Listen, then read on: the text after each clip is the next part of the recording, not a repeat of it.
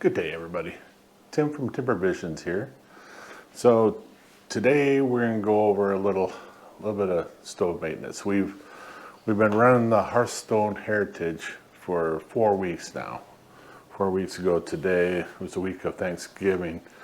We had this installed, and we've pretty much been heating the house with it ever since.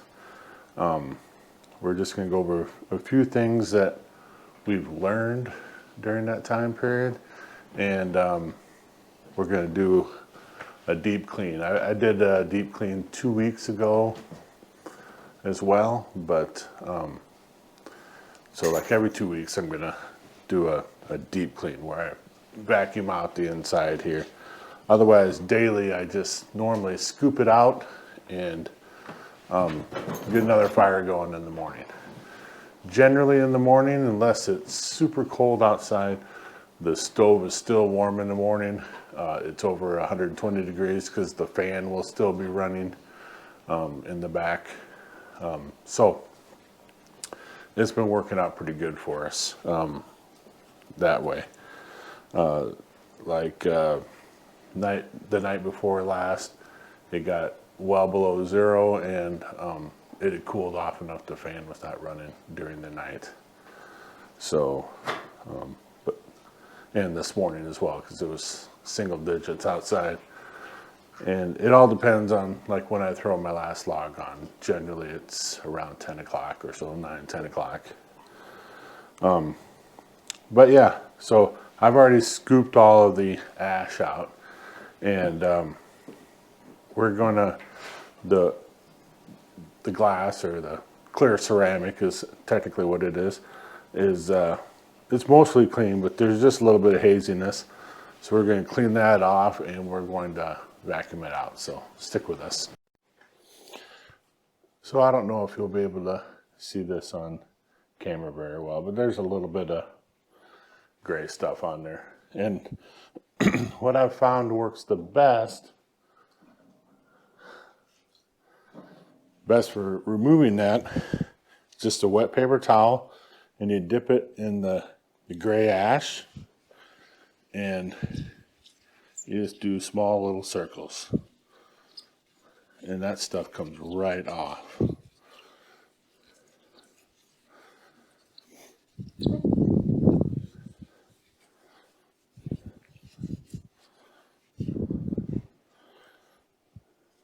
little bit more.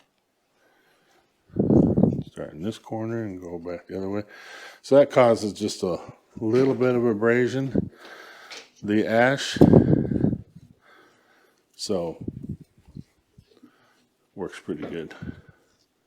And it works best if the stove isn't hot when you're doing this, because then it will kind of dry that on there right away if it's still warm.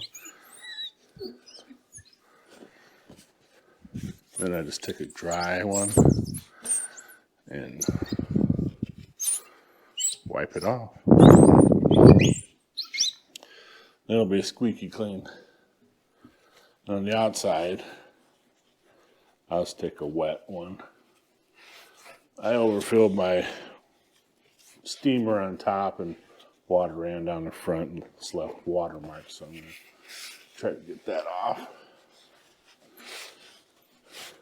Everybody likes a nice clean glass so they can see their fire, right?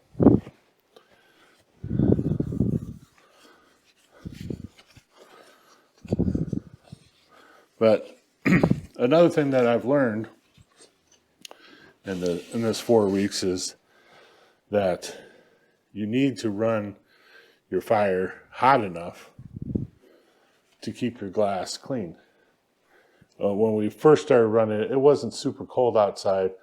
It was in the 30s and 40s. You know, it'd be maybe up to 50 during the day. So we were dampering back the air inlet quite a bit, and we would get a lot of black on the glass here. And after doing some research, it's because we weren't firing it quite as hot enough to keep the glass clean. So we adjusted that by just doing a fire, heating it up, letting it die down to coals, and then before it totally went out, we'd throw another one log on, and basically, so when it's burning the wood initially, you got full flame.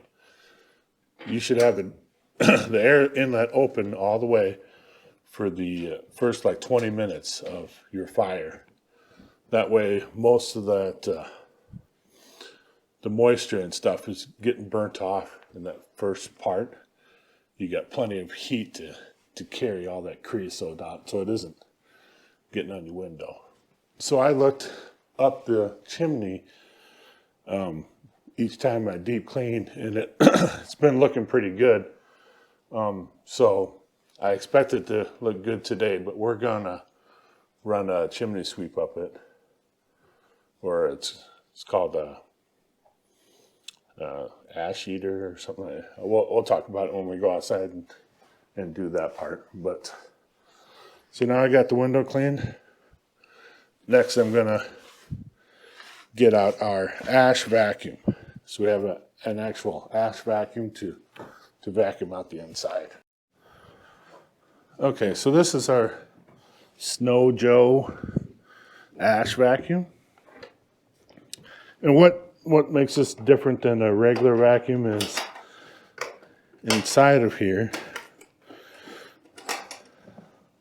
there's an extra filter that keeps back the super fine dust, which ash basically is super fine dust. Now, it can handle material up to a certain temperature, but you do not vacuum up hot material with this vacuum. That's not what it's designed for. Vacuuming up hot coals is something you should never do. So I've gotten all the hot stuff scooped out of here already. So we'll just be vacuuming up cool ash, the fly ash, basically the gray ash. So I'll probably put some music up so you don't have to listen to the noise. And we're gonna vacuum this out quick.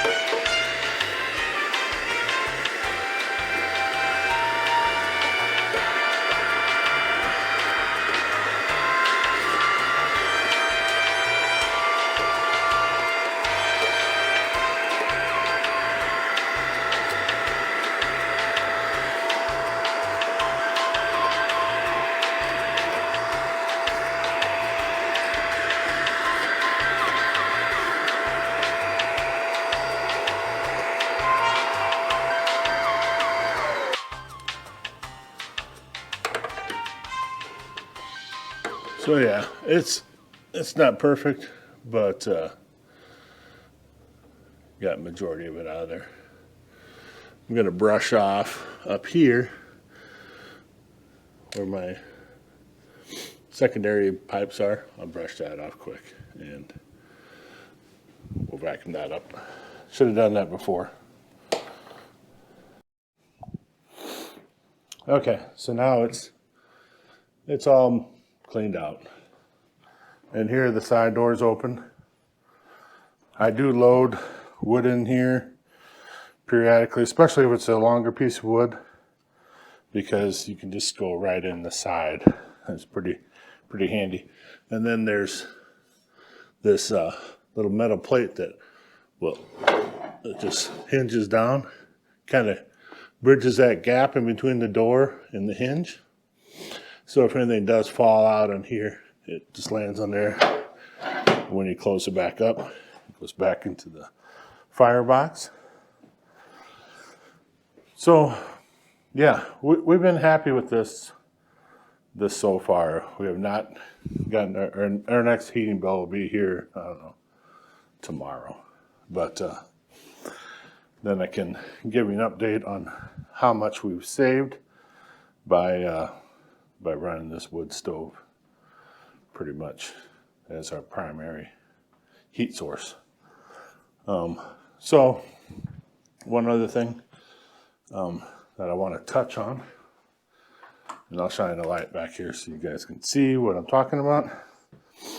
We bought this metal shield. It can be used as under the stove or a wall shield.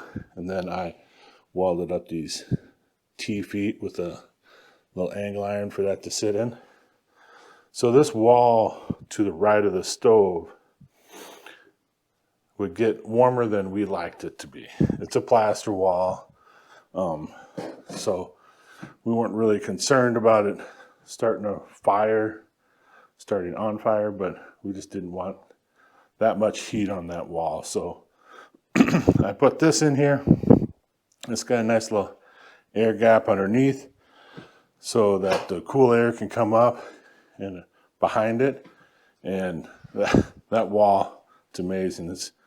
It's almost cold to the touch now.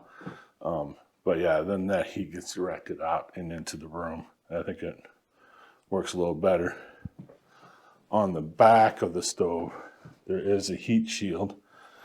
And then that's where our squirrel fan is that blows air across the back of the stove and over the top of it and into the main part of the room. So I hope that makes sense. Anyway, next up, we get to go outside and freeze our butts off because it's single digits out there. And we're gonna run the new chimney sweep up the chimney and see how that goes. So stick with us. All right, first thing we gotta do is take our little end plug out. So you just turn that and then it pops out. And I'll show you what's in there, but it doesn't look like a whole lot.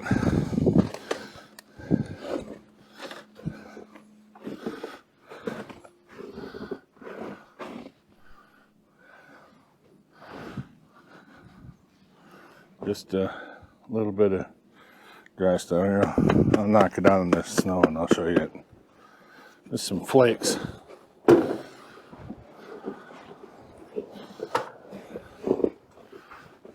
So that's promising. Just that little bit of black stuff there. Very dry.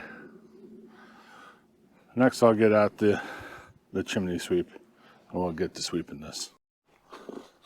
Okay, so this system's called a soot eater and it comes with this ball with the weed whacker strings on it basically. And how it works is you slide this into there, you gotta push that a little bit and get it past. Then they lock in. And each piece will do the same thing. They lock together. There's lots of videos out there on these, but and the nice thing about these is they're super flexible.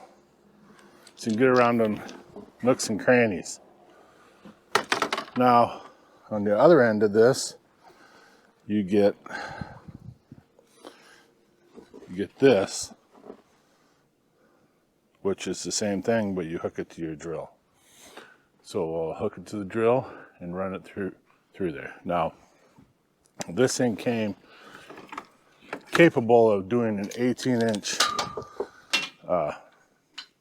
flue or stovepipe, whatever you want to say. I have a 6-inch, so they give you a chart in which to cut it. Just basically set the owner's manual at Edgewood table. We put that ball up to the over top of that piece of paper, and it shows you where to cut it. And then it says in the directions, cut it a 1/4 inch longer. So you kind of gotta judge that. So I just kind of pretty much went a 1/2 inch longer. So I'll get you guys set up back away from me so you can watch me as I do this. So stick with me. All right, so I got 3 sections put together so far.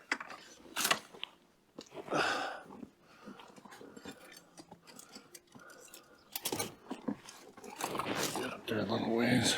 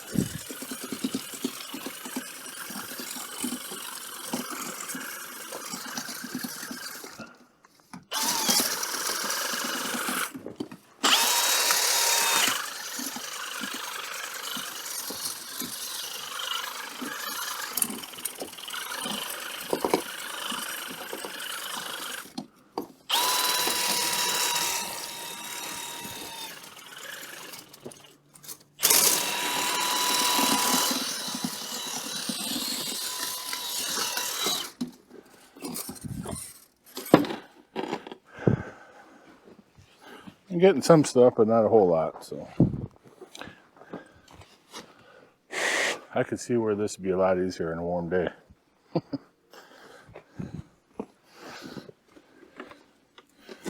right. Now I just gotta push my little button.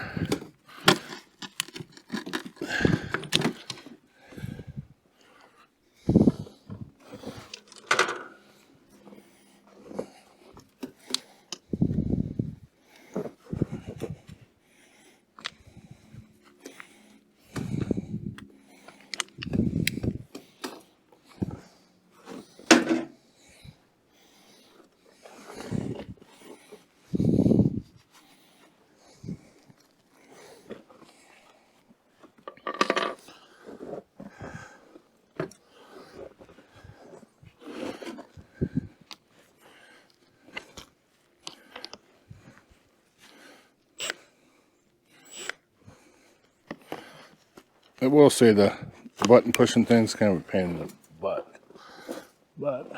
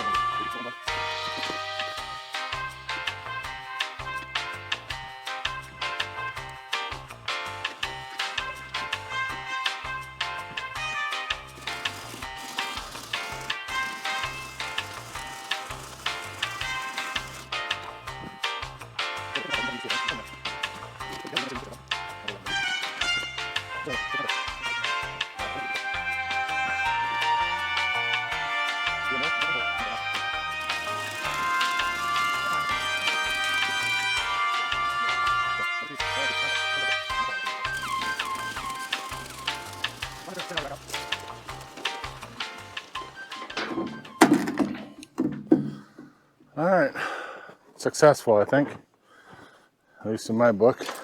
Got a little crazy on the way out, but all right. So now we just need to put this bad boy back in there. I would show you guys the inside, but you can't really see anything on that camera.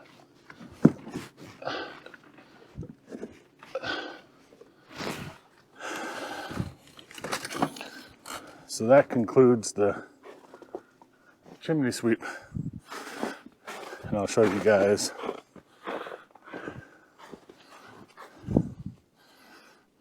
Show you guys everything that came out. As you can see here, there's some ash all the way along here. So not too bad though. And it's dry. That's the main thing. It's dry. All right, so now that stovepipe's all nice and clean, let's build a fire. First thing I need to make sure is the damper's all the way open and the catalytic is also open on the side there. Now I have two, smaller pieces of wood in here. And then I have a fire starter. And I made these with just the paper egg cartons, sawdust, and beeswax. So I just filled these up with sawdust and melted some beeswax and put that over top of it. And I think I timed it. It was 10 minutes that it burned, something like that. So I have these nice little pieces of cedar. They were a hot tub at one time, but a friend of mine got rid of it, and he gave me the hot tub, the wood from it.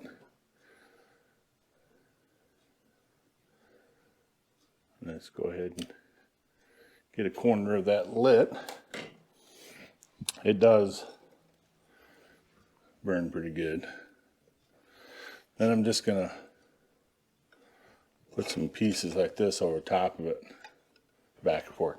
My air inlet's right here, right in the front. You can see this little hump. That's where the air inlet is. So you kind of want your fire to be built right in front of that.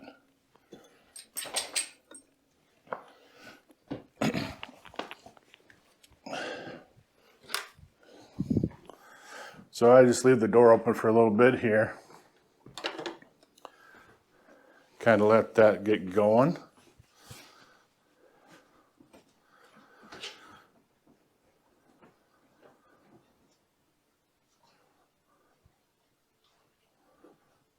And that cedar, it goes really fast. So where I got the idea of the cedar wood is TractorMan44. He's another YouTube channel. If you have not seen his channel, check it out, especially if you're into firewood and wood stoves and stuff. That guy is a freaking hoot. Him and his wife are pretty funny. But he does everything pretty much old school. He's older than me, we'll put it that way. Yeah, he does everything old school. He's got some cool old tractors. It's kind of like stepping back in time when you watch him. Because, yeah, he does everything the old way. Move you guys in a little bit so you can get a good view of this. So, yeah, once it's kind of lit like that, I will close the door, but not all the way. I'll just leave a crack here.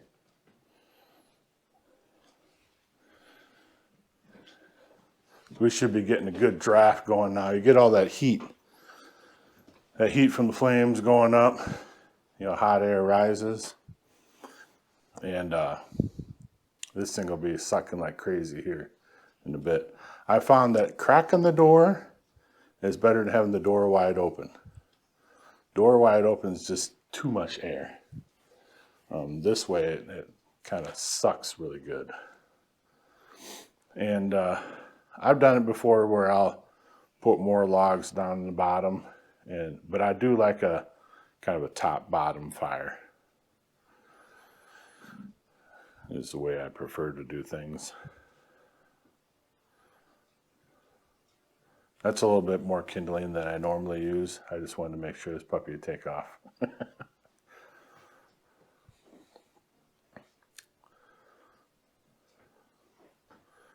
But yeah, it takes a while to heat the stove all the way up.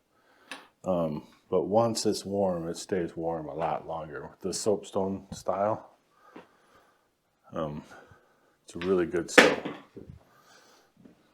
I can close it up all the way now. And now the only air will be coming. You can see the fire dies down a little bit.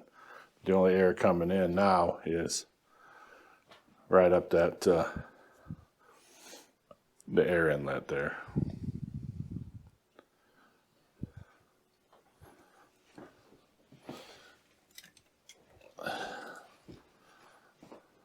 I'll take one of these uglies. Slowly open that door when you opened it up. Take one of these uglies and just lay across the top of that.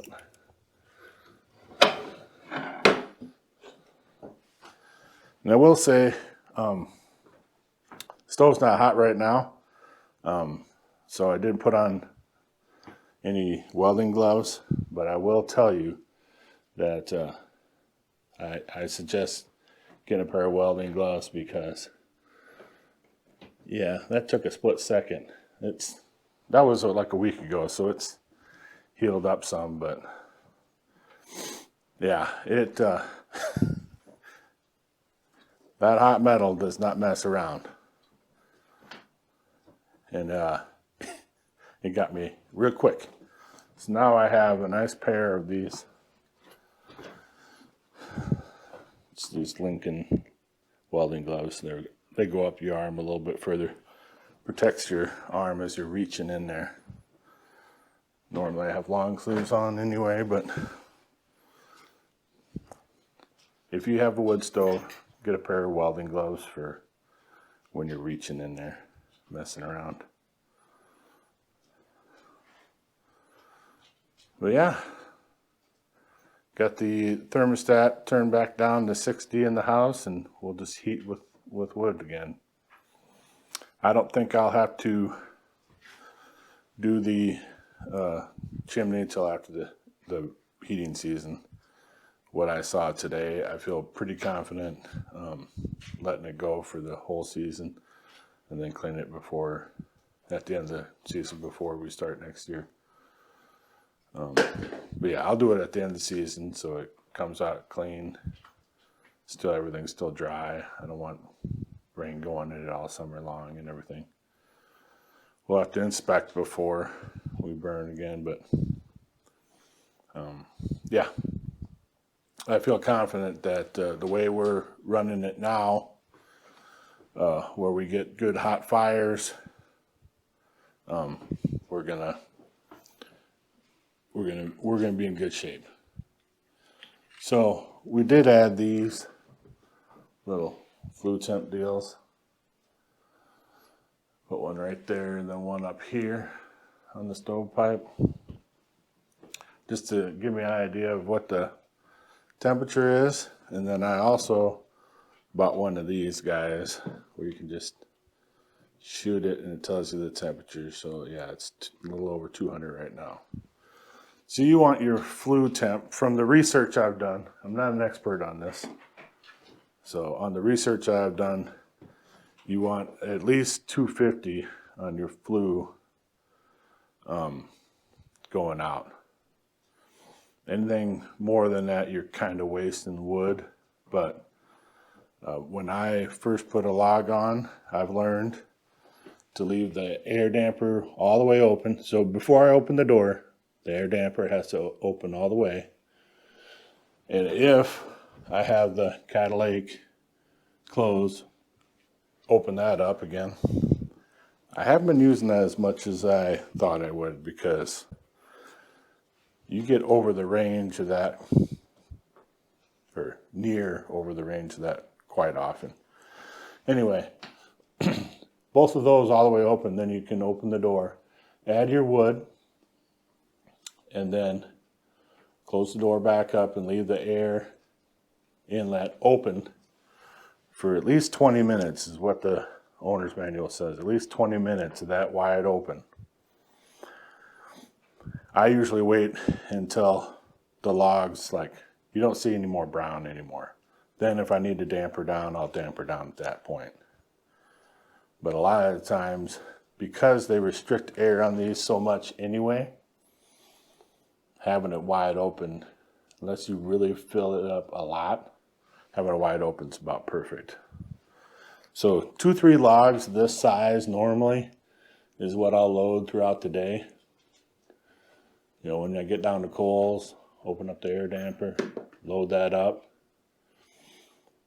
and then I'll leave the air damper open for at least 20 minutes. Damper it down if we have plenty of heat. But gets towards night, I'll put a bigger log in or several of these logs, and then it sustains a little longer throughout the night. So I want to show you. I have not taken apart the thing outside, so I'm going to take that apart, but I'm going to show you how those lock together and unlock in here where my fingers aren't freezing. So stand by. All right, so I just wanted to show how these fit together a little better. Outside, I wasn't able to get you a very good shot, but I did find while doing this, see how the edge of this is kind of beveled a little bit? It makes it so you can just set it against there and press, and it will slide in. Let me see if I can get that in the shot a little better. And then it'll lock in, okay? So then all you need is the tool. When you go to take it apart, the tool, you just press that in there, and then it'll pop back out. So press in, just kind of push against that bevel, and then turn it, and it'll lock. And then to take out, it's got a little hole or a little indentation in the center of that. I don't know if you can see that or not. Hopefully you can. But that tip goes right in that pretty easily, and then you just pull, and it pops out. So when you're running it, putting them together, run it, it's way easier to put them together. Well, hopefully you found this video useful. If you've run a stove for a long time, then you probably already knew all this, unless you've run a stove different than these Hearthstone Heritage, the new EPA type stoves that just are pretty much starved for air all the time. So yeah, I mean, we've been really happy with it so far. It's been a really good stove for us. Right now I have the fan turned off on the back, so you can hear me without hearing that thing droning on. But it's really warm right here. The soapstone's warmed up nice. We're into the happy range there. It's at 400 degrees or better. I just checked it with the temp gun. And it's been, I don't know, 20 minutes since I lit that fire for you guys. I threw a couple more small pieces on here too, just to kind of make it pretty while I did this shot. But I want to thank everybody for stopping in and watching my video today. Hopefully you got something out of it. Until next time, be safe, brothers and sisters.